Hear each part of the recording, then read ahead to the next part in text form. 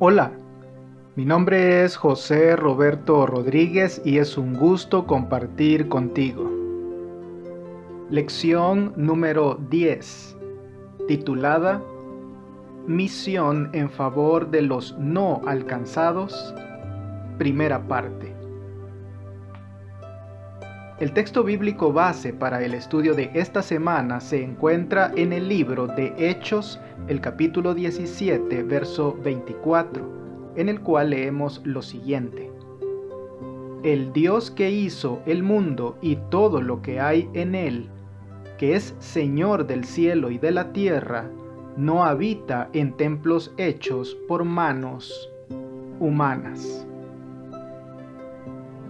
Al describir lo que Pablo hizo en Atenas, Lucas escribió: Así razonaba en la sinagoga con los judíos y con otros piadosos, y en la plaza cada día con los que concurrían, según Hechos 17:17. Naturalmente, Pablo habría estado más cómodo trabajando entre los judíos su propia carne y sangre. Pero el apóstol se negó a conformarse con trabajar únicamente entre los suyos. Había sido llamado a alcanzar a otros también. O Pablo podría haber trabajado solo con los gentiles, temerosos de Dios, cuya visión del mundo ya había experimentado un cambio sustancial.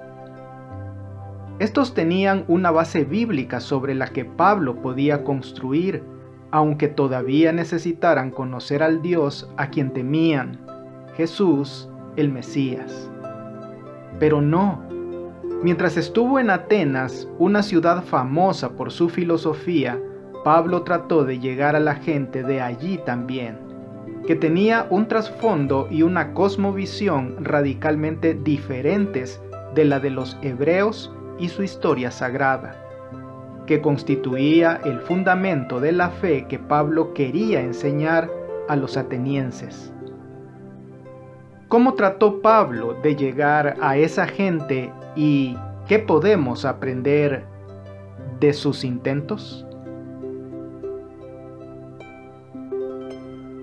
Un hebreo en Atenas. Leamos en Hechos el capítulo 17, los versos 13 al 16.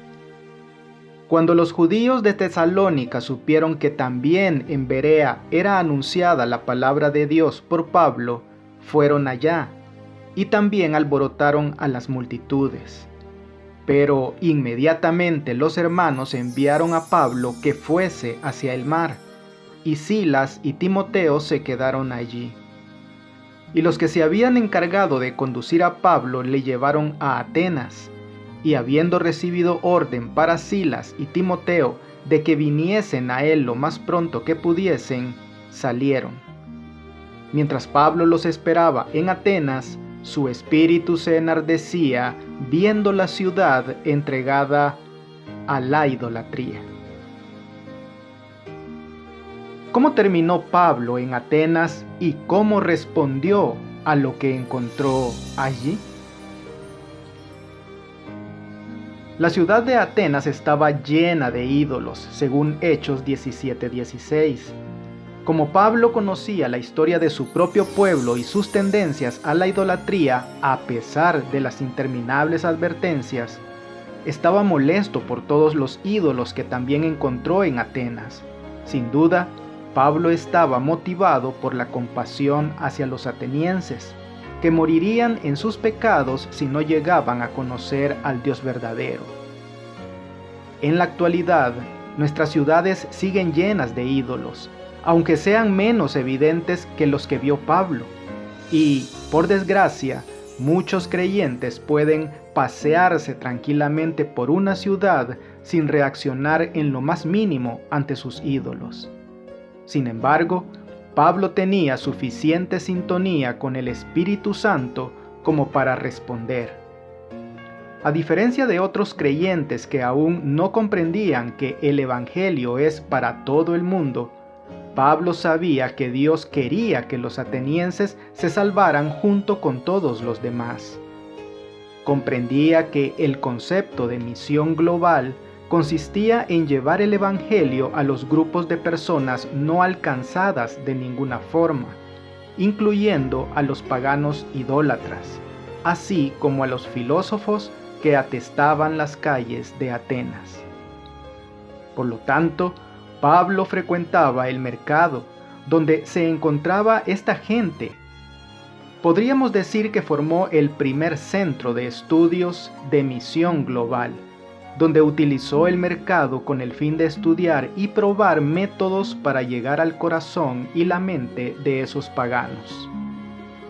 Pablo sabía que no podía acercarse a los atenienses de la misma manera que se acercaba a los judíos o incluso a los gentiles temerosos de Dios. Eran personas cuyo punto de partida no era el Dios de Israel, ni las obras que habían manifestado en medio de la nación de Israel. Por más que estos conceptos y creencias fueran esenciales para los judíos e incluso para los gentiles temerosos de Dios, no significaban nada para la gente que Pablo encontraba en el mercado ateniense. Por lo tanto, se necesitaba una estrategia totalmente nueva.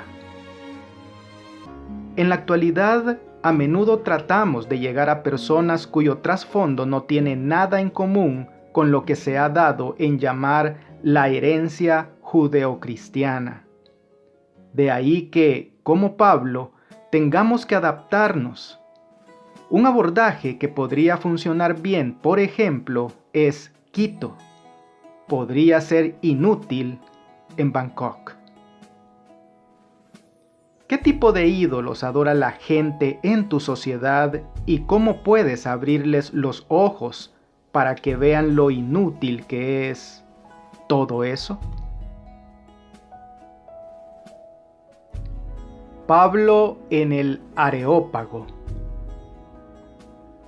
Sin importar dónde estuviera, como Dios lo había comisionado, Pablo predicaba el Evangelio.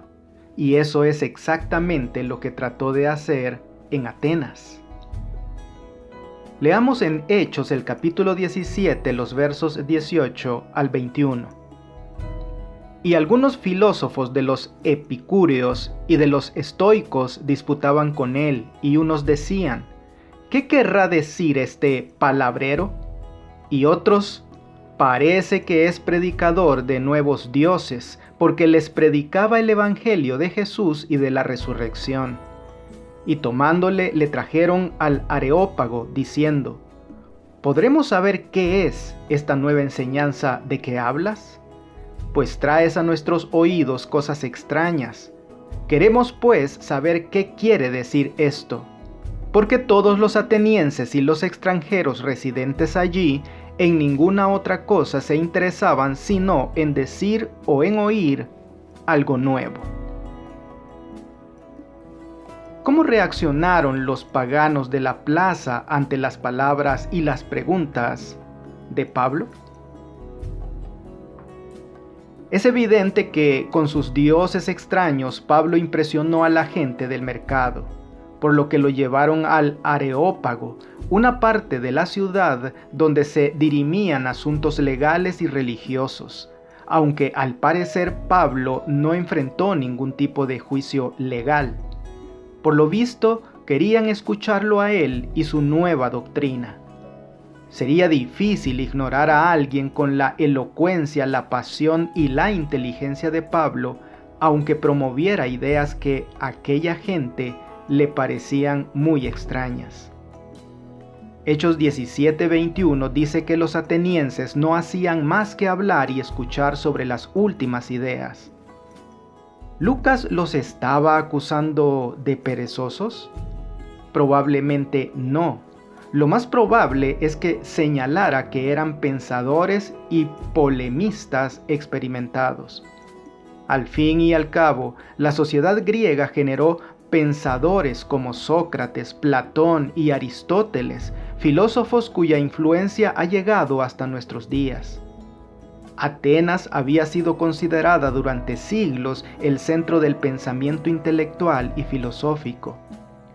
Aunque algunos de estos pensadores no eran ateos, desde luego no en el sentido en que hoy concebimos el ateísmo, Muchas de sus ideas filosóficas diferían radicalmente de las enseñanzas del cristianismo. Es difícil, por ejemplo, encontrar en la filosofía de los epicúreos y los estoicos un lugar para algo como un Mesías resucitado.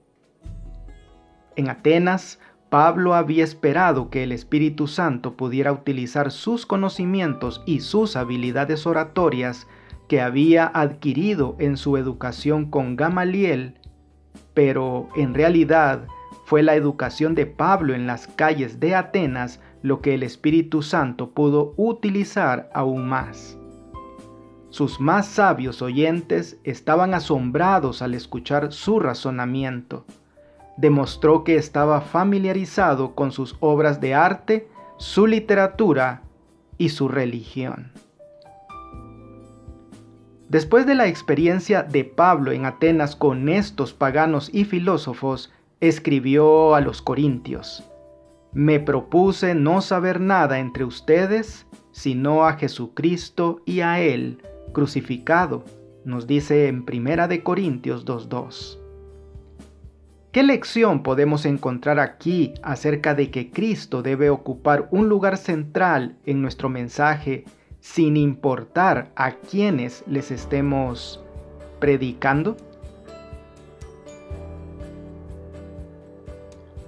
Pablo y el Dios desconocido. Fíjate que Pablo no menospreció la falsa religión ni los falsos dioses de los atenienses. Recogió todos los puntos positivos que pudo encontrar, aunque fuesen pocos, y los aprovechó. Leamos en Hechos el capítulo 17, los versos 22 y 23. Entonces Pablo, puesto en pie en medio del Areópago, dijo: «Varones atenienses, en todo observo que sois muy religiosos, porque pasando y mirando vuestros santuarios, hallé también un altar en el cual estaba esta inscripción: al Dios no conocido. Al que vosotros adoráis, pues, sin conocerle, es a quien yo os anuncio». ¿Qué estaba haciendo Pablo aquí en su intento de alcanzar a estas personas con el Evangelio?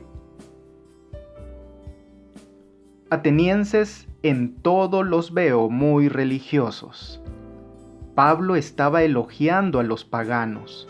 Su religión era errónea en todos los sentidos. Sin embargo, Pablo elogió su devoción a ella, porque la devoción incluso a una espiritualidad errónea es más encomiable que no tener ningún interés espiritual. Pablo continuó: «Porque al pasar y observar los monumentos de su culto», es decir, al describir su propio estudio de la religión ateniense, Pablo comunicó una actitud respetuosa hacia la gente. No se precipitaba como un autoproclamado experto con todas las respuestas sobre cómo tenía que cambiar la gente. En realidad, sí era un experto y tenía las respuestas que la gente necesitaba. Pero no se presentó de ese modo, pues de lo contrario lo habrían rechazado de plano. En cambio, lo percibieron como alguien que se preocupaba por la gente y deseaba su bien. Al comentar la inscripción al Dios desconocido, Pablo aprovechó lo que podía considerarse un terreno común. Creían en Dios, en muchos dioses en realidad, lo cual era un gran comienzo. Algunos de aquel entonces no creían, y podía abrir el camino a una conversación más profunda. No se burló de la idea negativa de un altar a un Dios desconocido, sino que apreció y admiró a un pueblo que se preocupaba lo suficiente por las cosas espirituales como para hacer el esfuerzo y el gasto de adorar algo que ni siquiera conocían, por si les faltaba algo. ¿Estaban equivocados? Por supuesto, pero eso tenía solución. Lo importante al principio era que fueran devotos en lo que sí entendían. Pablo reconoció que eso era material con el que el Espíritu Santo podía trabajar. Pablo había encontrado un tema de conversación que despertaría el interés de ellos. ¿Qué puentes y puntos de contacto se te ocurren que abrirían oportunidades para una conversación más profunda con otras personas con las que entras en contacto?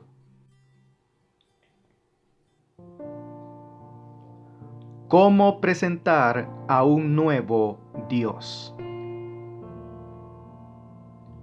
Una vez que Pablo hubo captado la atención de los pensadores de Atenas, dirigió a su audiencia al Dios del cielo. Leamos en Hechos el capítulo 17, los versos 24 al 27. El Dios que hizo el mundo y todas las cosas que en él hay, siendo Señor del cielo y de la tierra, no habita en templos hechos por manos humanas, ni es honrado por manos de hombres como si necesitase de algo, pues Él es quien da a todos vida y aliento y todas las cosas. Y de una sangre ha hecho todo el linaje de los hombres, para que habiten sobre toda la faz de la tierra, y les ha prefijado el orden de los tiempos y los límites de su habitación, para que busquen a Dios, si en alguna manera palpando puedan hallarle, aunque ciertamente no está lejos de cada uno de nosotros. ¿Qué método adoptó Pablo aquí en un intento de llegar a estas personas? Para un pueblo que se preocupaba lo suficiente por las cosas espirituales como para construir un altar a un Dios desconocido, las palabras de Pablo eran intrigantes. Un Dios creador que no vive en un templo no necesita nada de los humanos, sino que Él suple las necesidades humanas. Para una cultura impregnada de mitología griega en la que los dioses eran imprescindibles, egocéntricos y crueles, la idea de un Dios como el que describía Pablo era un pensamiento maravillosamente intrigante. Y los hombres del Areópago dieron sus primeros pasos hacia un Dios de amor.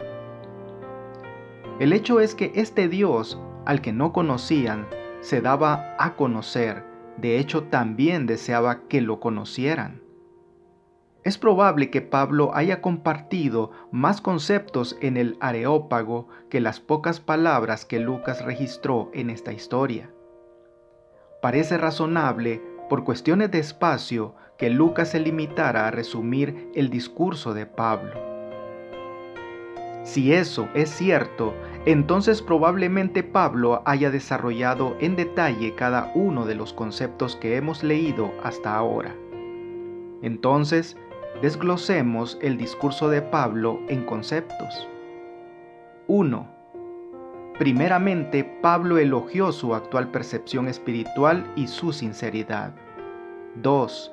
Luego mostró que había estudiado sus creencias y que había encontrado algunas cosas que respetaba entre lo que había aprendido. 3.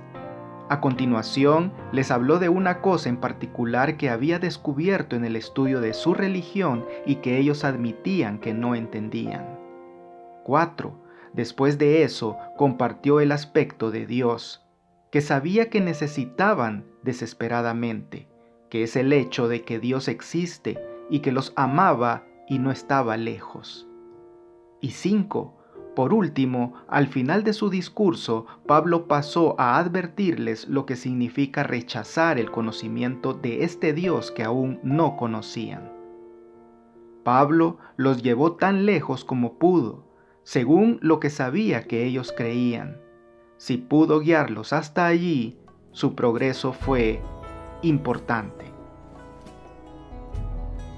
Presta atención a la apelación de Pablo al mundo creado y a Dios como creador. ¿Por qué es este un buen método con la mayoría de la gente, al menos para empezar? ¿Y qué tiene el mundo creado que señala a Dios con tanta fuerza?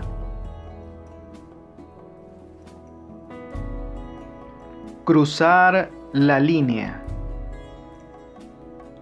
Leamos en Hechos el capítulo 17, los versos 28 al 34.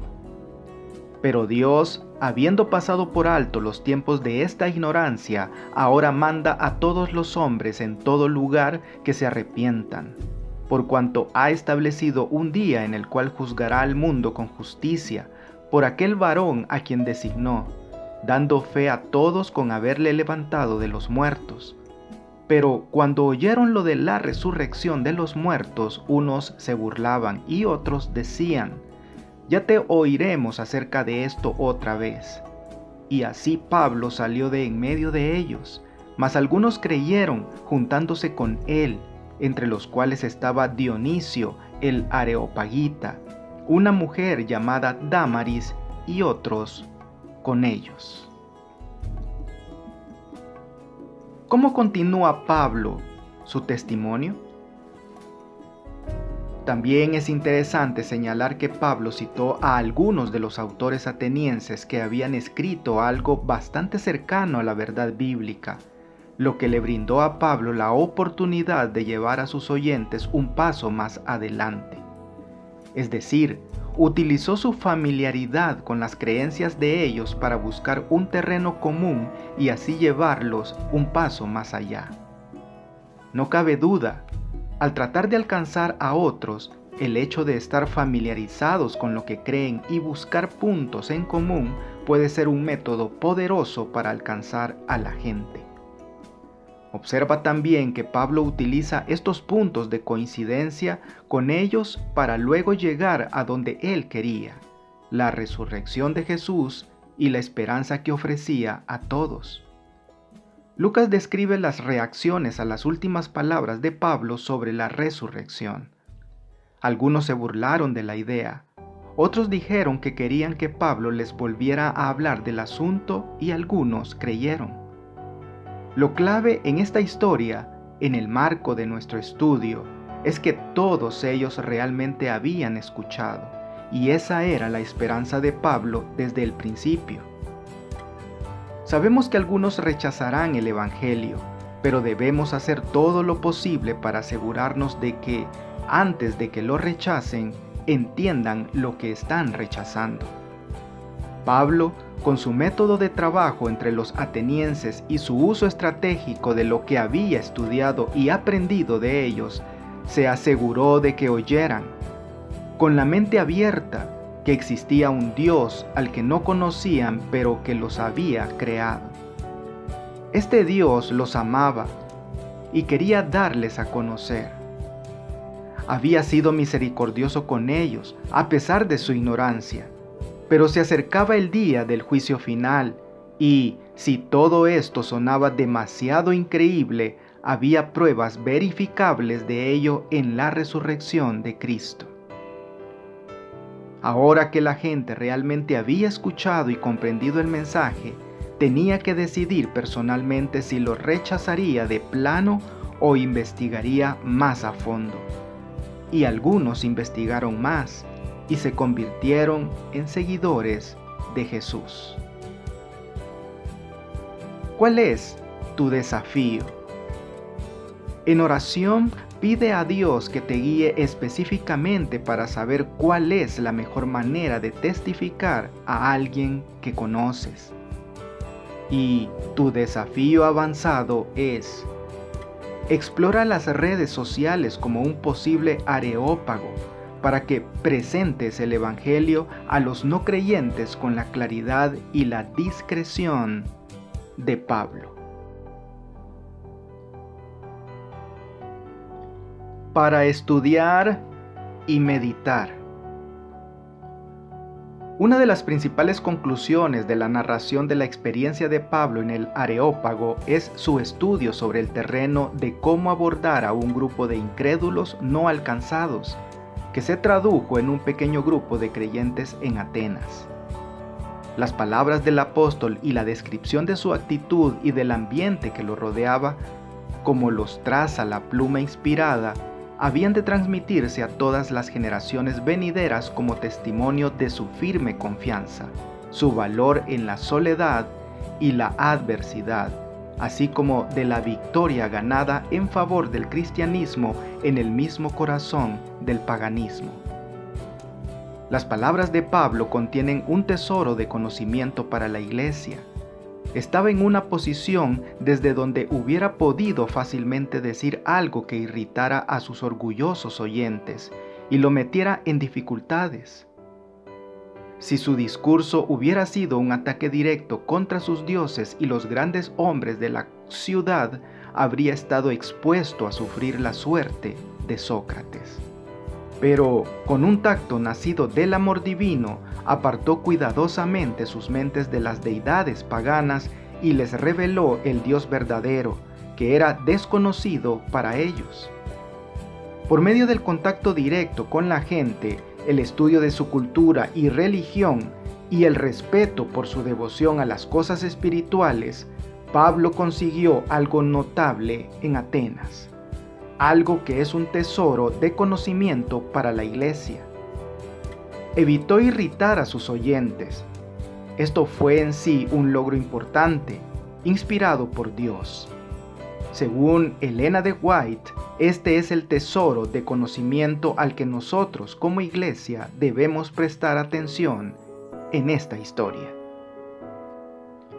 Y ahora, algunas preguntas para dialogar. Si tomamos como modelo la historia de Pablo en Atenas, ¿cuál es el primer paso que debe dar todo el que inicie obra evangelizadora en una ciudad? ¿Qué tipo de conducta se espera de un cristiano para tender puentes hacia la gente de la ciudad y, por cierto, de cualquier otro lugar que no conoce a Dios?